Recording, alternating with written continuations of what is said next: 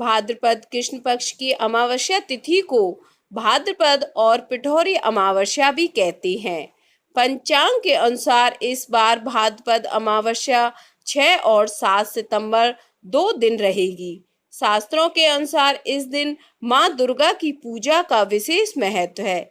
साथ ही इस दिन स्नान, दान और पितृ तर्पण करने की परंपरा है। आज हम आपको साल 2021 भाद्रपद अमावस्या तिथि पूजा का शुभ मुहूर्त, पूजा विधि और इस दिन किए जाने वाले आसान उपायों के बारे में बताएंगे। साल 2021 में भाद्रपद अमावस्या का व्रत 6 सितंबर सोमवार को रखा जाएगा। अमावस्या तिथि प्रारंभ होगी 6 सितंबर प्रातःकाल 7:38 पर। अमावस्या तिथि समाप्त होगी 7 सितंबर प्रातःकाल 6:21 पर। अमावस्या के दिन प्रातःकाल उठकर किसी नदी, जलाशय या घर पर गंगा जल मिले जल से स्नान कर सूर्य देव को अर्घ दें और पितरों की आत्म शांति के लिए बहते जल में तिल प्रवाहित करें। फिर इसके बाद ब्राह्मणों को दान दक्षिणा दें।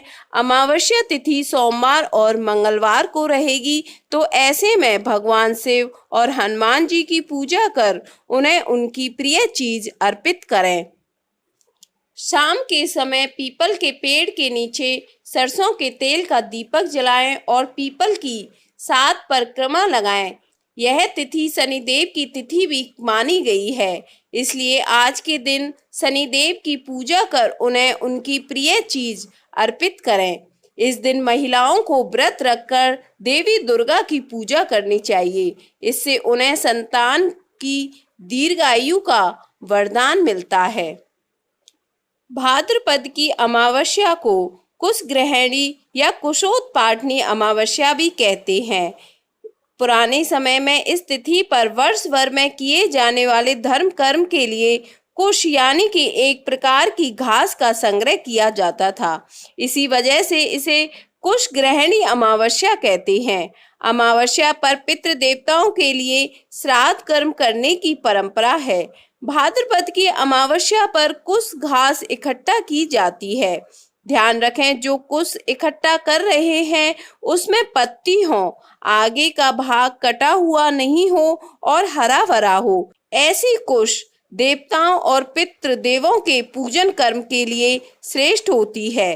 कुश घास इकट्ठा करने के लिए सूर्य उदय का समय शुभ माना जाता है। धर्म कर्म में कुश से बने आसन पर बैठने का महत्व होता है।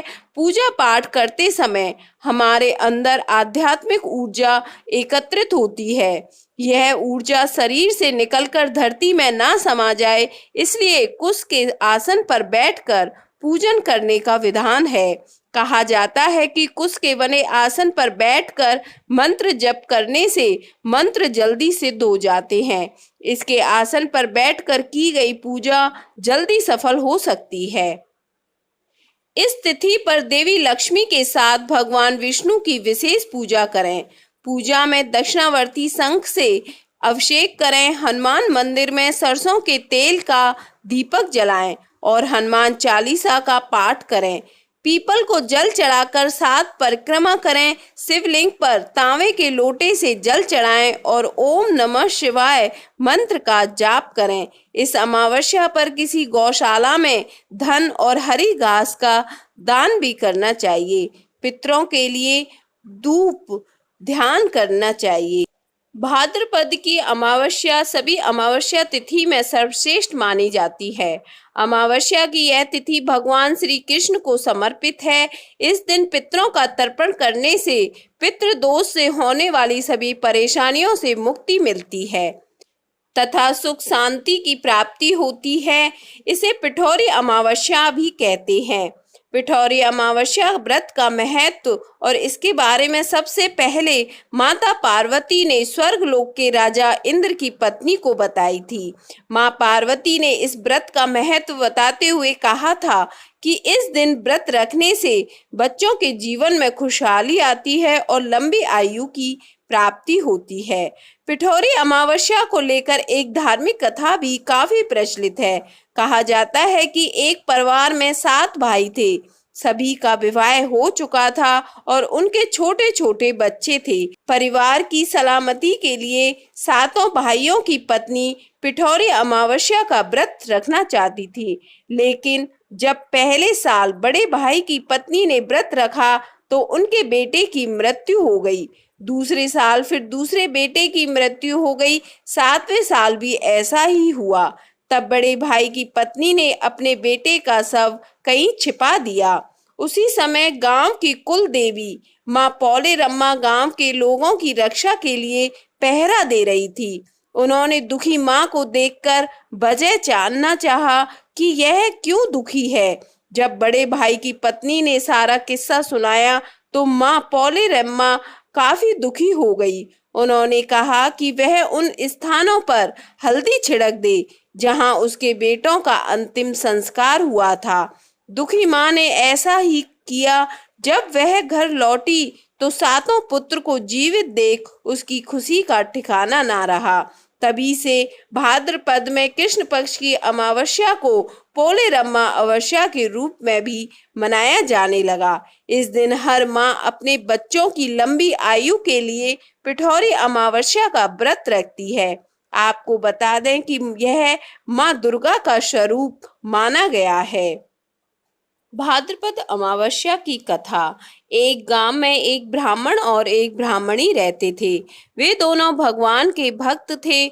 उनके घर में सब कुछ था, लेकिन उनके कोई संतान नहीं थी और वे दोनों संतान ना होने से बहुत दुखी रहते थे।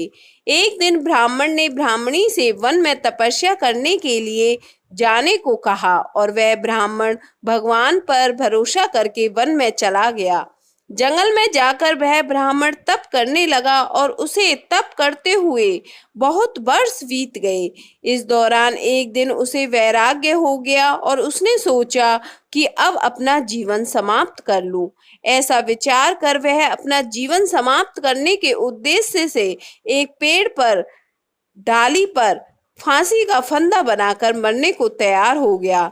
तब ब्राह्मण को ऐसा करते देख सुख अमावस्या प्रकट हुई और ब्राह्मण को मरने से रोकते हुए बोली कि हे ब्राह्मण, तुम्हारे भाग्य में 7 जन्मों तक कोई संतान सुख नहीं है, किंतु मैं तुम्हें 2 कन्या का वरदान देती हूँ। तुम एक कन्या का नाम अमावस्या और दूसरी कन्या का नाम पूनम रख देना और अपनी ब्राह्मणी को कहना कि सुख अमावस्या का नियमित व्रत या उपवास करे। अमावस्या के दिन एक कटोरी चावल लेकर उसमें दक्षिणा रखकर किसी मंदिर में रख दे।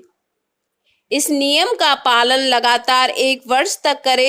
एक कटोरी चावल समेत दान करते रहना। सुख अमावस्या से ऐसा वरदान पाकर ब्राह्मण घर आया और उसने सारा वृतांत अपनी पत्नी को बताया तथा अमावस्या के दिन ब्राह्मणी ने व्रत रखा। कुछ दिन बाद उस ब्राह्मण के घर में 2 कन्याओं का जन्म हुआ।